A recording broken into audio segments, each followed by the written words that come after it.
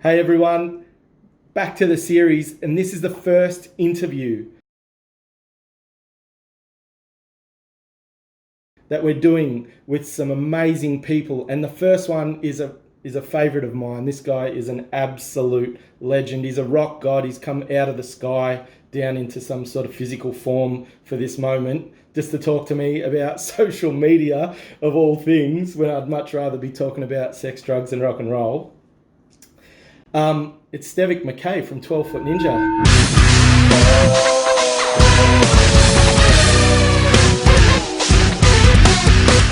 How are you, mate?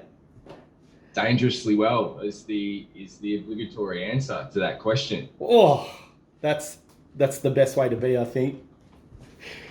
Yeah, my wellness is on at critical levels. Shit, hey,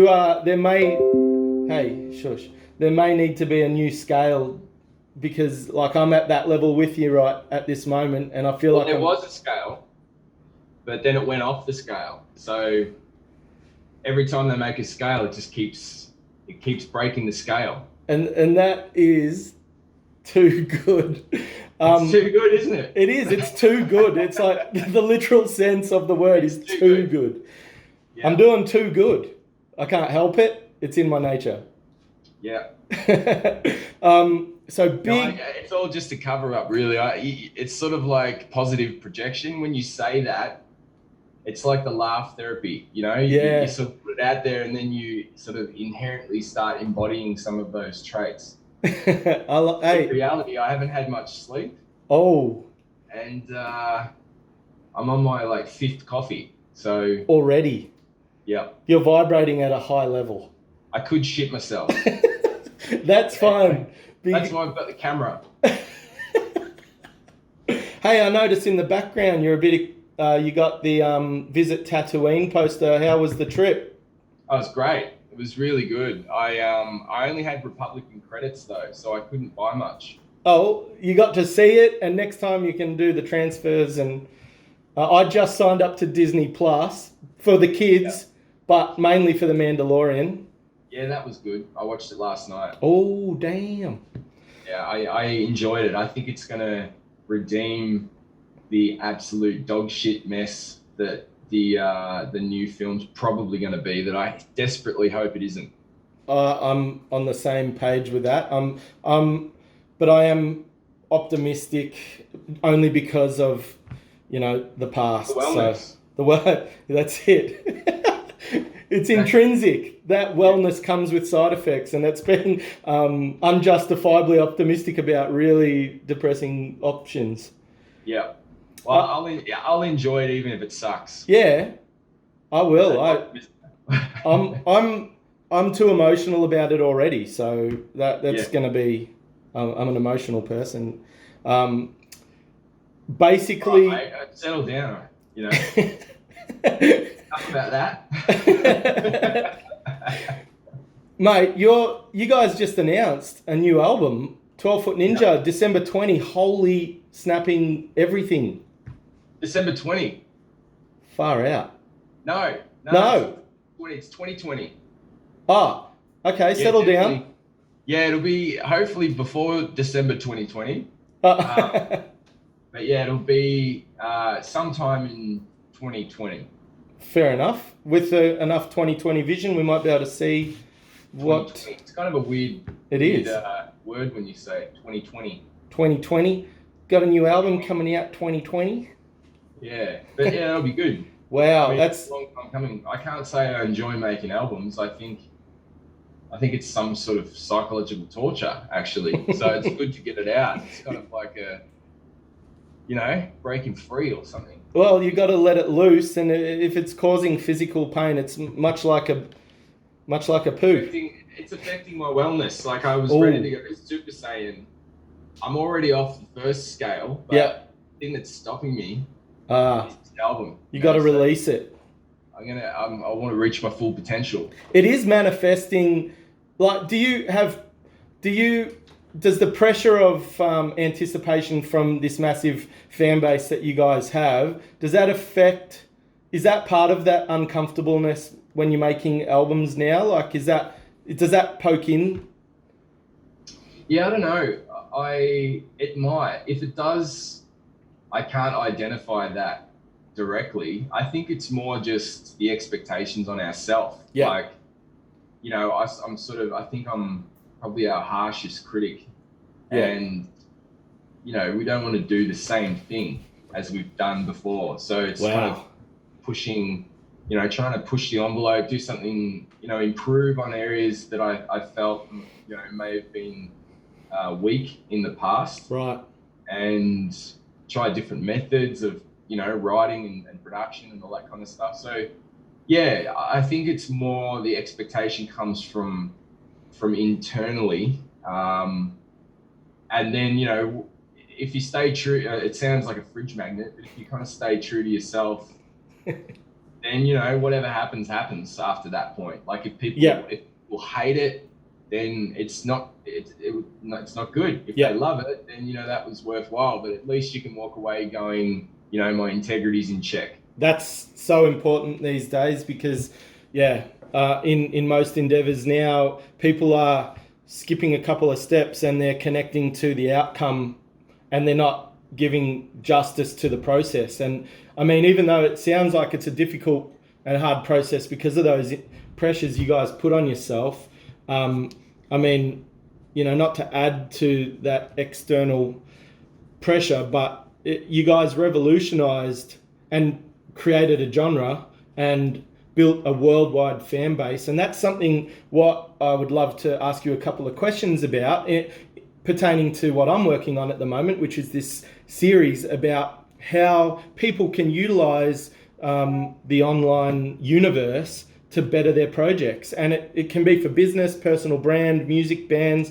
And I mean, I've been a long time fan of you guys ever since the start. And back then, I noticed that the music industry, being in the industry myself on a small scale, like helping managing bands and booking gigs and seeing this massive decline in sales, massive decline in venues, massive decline in support, and really it was monopolizing.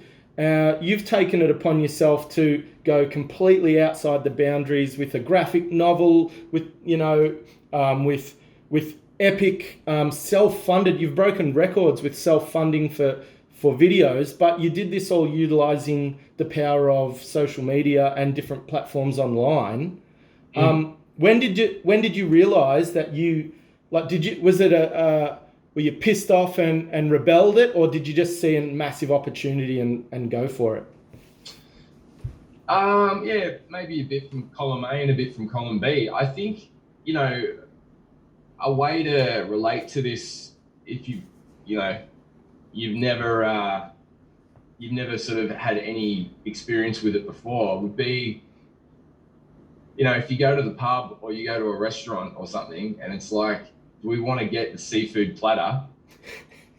And then everyone at the table goes, yeah, I'd have a bit of that. That'd be good. And then you get them to chip in because they want the seafood platter. Yes. That's basically how it works, like, but just on a much bigger scale. And instead of at the pub, I want the seafood platter. You're dealing with the internet. Yeah, exactly. And then it's all about, do people want that thing? Do they want the seafood platter? You know, so, and that's a metaphor for your product or your vision or whatever. Do people at the table, who's at the table? So that's your audience, and what do they want? Do they want the seafood platter? And the thing, I think the mistake that some folks can make is people don't want their seafood platter, but they think they do. And they're disappointed when they're like, hey, let's get the seafood platter. And they're like, nah, I think I'm just going to stick with the Parma. Yeah. Or they're not even, they're just sitting alone in the corner and they're imagining that there's people at the table and that there aren't actually any people at the table. So they're just going, who wants to chip in with the seafood platter? And no one's there. People just, So it was a way of, so the crowdfunding side itself, primarily people think that that's product related. You turned it into project related. Yeah, well, and I think that the secret to crowdfunding is inherent in the name. Yes. Like, you need a crowd. Yes. So you pull, first and foremost, in the music scene, especially in Australia, and coming from the underground sort of into more of a mainstream thing, you started to build that following. What was at the time was Facebook, out of the social media platforms, what was the potent one that the majority of your fans were utilizing? Yeah, I mean, probably Facebook and YouTube. Yep. It's really the same way now. I think we're sort of doing a bit more on Instagram. Yep. And it's never the same. It's always changing. Like now, it's really difficult to reach your actual audience because of the way they run the algorithm. And like I can empathize. They're running a business. They want to monetize. Yeah. So you've got to pay if you want to reach your audience, which is sort of like kind of changing the goalposts a bit. But it's probably in the terms and conditions that nobody reads. Yep. So the most powerful thing is a mailing list because it's real. Whereas you can't really trust social media. And I think the mentality of people these days is if they give you their mailing list, they may as well have given you money. Like if they give you their email. Yeah, that's a good. Yep. They see it as a transaction. And you'll see the same kind of deliberation if someone has to put their email in. They consider it as though they're spending money. Yeah. They're weighing up, okay, you're going to harass me, what am I signing up to? Yeah. You can clog up my inbox. So, I mean, if you get an email address and you don't abuse it and you actually add value to that person and give them whatever it is that they're signing up for. Value, that's the word. A lot more powerful than social media. But I think it really is a combination of things all working together. There's no one thing. Yeah. But I think that the ultimate, most simplified version is who's at the table and who wants the seafood platter. Like, and if you can't honestly answer those questions, it'll expose your assumptions, and I see a lot of people sort of disappointed because I think they make an assumption that there's this sea of like philanthropic people that just want to contribute to other people's projects. Yeah. It's not really the case. You have to inspire people. Yeah. Or you've got to be offering something that they want to see. And something that I'd often say to my students when I was teaching is, does someone say a single parent who's down on their luck, got fired, and let's say they've got a shit ton of parking fines. Yeah. Do you think if they crowdfunded their parking fines, people would jump on board to pay them? No one cares. Whereas a bloke going, I want to make potato salad. He raised 75,000 pounds, I think it was. Whoa. A potato salad. So it goes to show that fickle. The triggers that make people want to get involved, I suppose, are more like, what are they going to come across like kind of like Ricky Gervais or something? If they're like, yeah, well, I helped a single parent pay off their parking fines. Like, on ya, fucking hero. Whereas it's like, I contributed to old mate making potato salad. They'll be like, oh, good work, mate. That's funny. Yeah, exactly. So you get the transaction. You're paying for this dude's potato salad, but in return, you get kind of social points, like banter fodder. Yeah. I mean, even one step back from the coalface, which is, so you as a creative, you're creating across so many mediums. First and foremost, the music which is coming out of your soul, and then you diversified, so you wanted to express some of it in books and some of it in merch and some of it, and like I'm trying to get across to a lot of people that are struggling, that they're seeing poor results. They're like, here's my business, here's my project, I'm putting it out, and same thing, the assumptions that they had. So I'm saying, let's scale it back, all the way back, and reverse engineer this, create value, create the potato salad that people want to chip in on, and then the style, and people are so rigid. One thing that really inspired me, and people may who watch my stuff get a kick out of it but roll their eyes, which I secretly love, is humor. Your updates over the last 5 years that were put on all the platforms and YouTube, your video updates changed my life. That I was waiting for these, and then of course that style. So did you find that humor was a non-negotiable for you, or did you find that it was a tool and a tactic to cut through and grab people's attention? Look, I reckon, to be honest, I think that's a good question. I don't think it really isn't a conscious thing. Like I sort of always take the piss anyway. So yeah. And I think that's kind of put under the microscope when I'm delivering a message that might have some kind of like, I might be advertising something or marketing something. Yeah. And in a way, I feel kind of uncomfortable with that. Yes. So I'm kind of, I guess, in a way, parodying that process.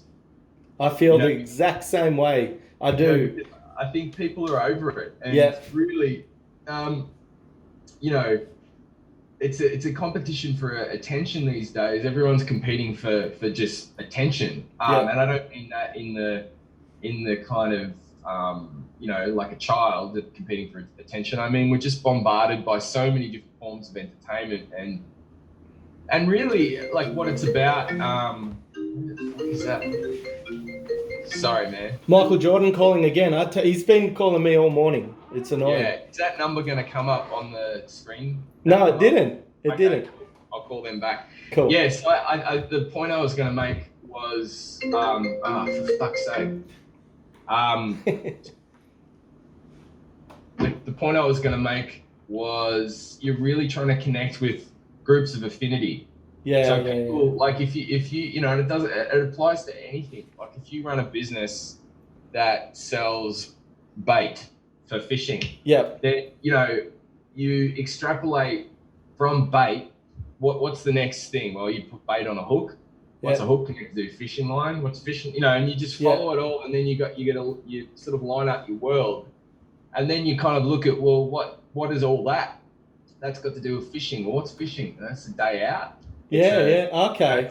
And you sort of it's sort of like you might have a micro focus, but you might be part of a bigger ecosystem. So that is so good that people need to realize what micro and macro.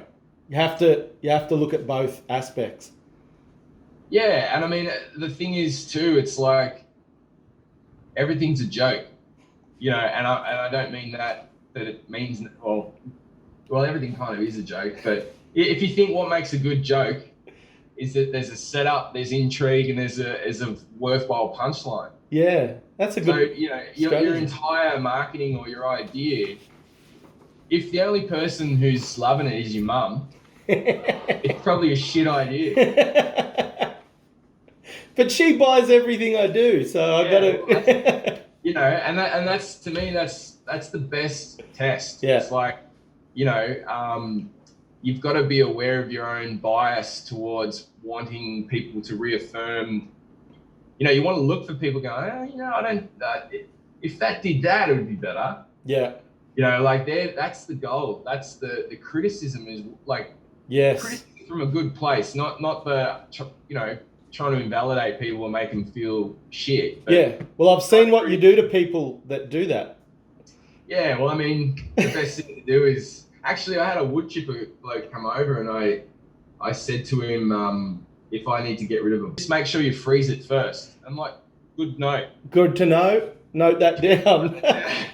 Mate, that, referencing Ain't That a Bitch, the crowdfunding bonanza that turned into one of the most entertaining few minutes of my life when I first saw that. I didn't actually know how to react.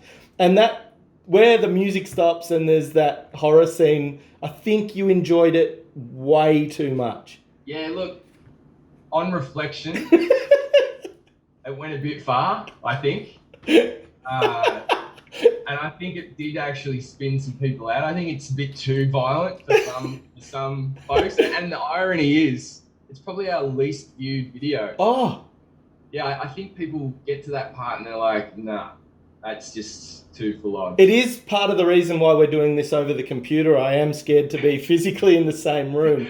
Yeah, well, I do have rage of 1,000 burning suns constantly inside me. But I feel too like though, why can't you go to that degree for art and show people that like playing it safe all the time is kind of boring in so many ways, and no one expected it to go there. But then it goes back to the song, and it's a banging song. There's so many. There's philosophical meanings. There's real world like follow-on effects that I'm sure you probably influenced a fuckload of young people to be a little bit more conscious of their actions through, and I think that even more so distressing than the moments where I noticed you enjoying that was how awkward I felt watching the dude jerk off, I can't drink a Big M anymore.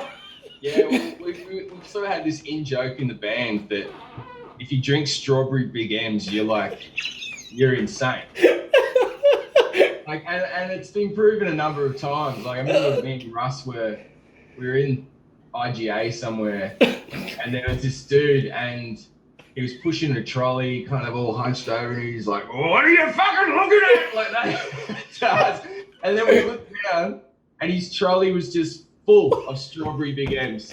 He was going, exactly where he was going.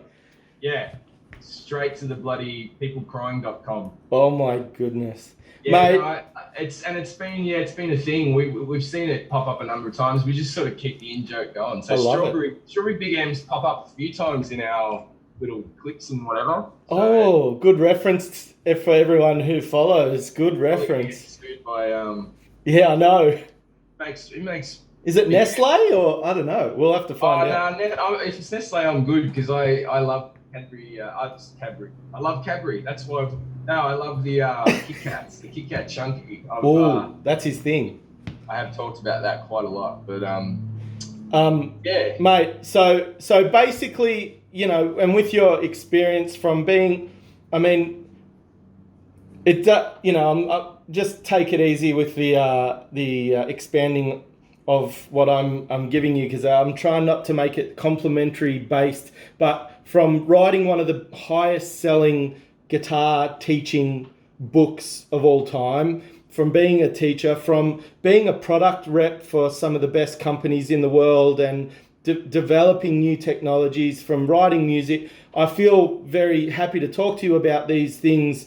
Later on in the series, we're going to touch back with Stevic because he's unleashing a whole new plan for this new album, and we're going to watch from afar.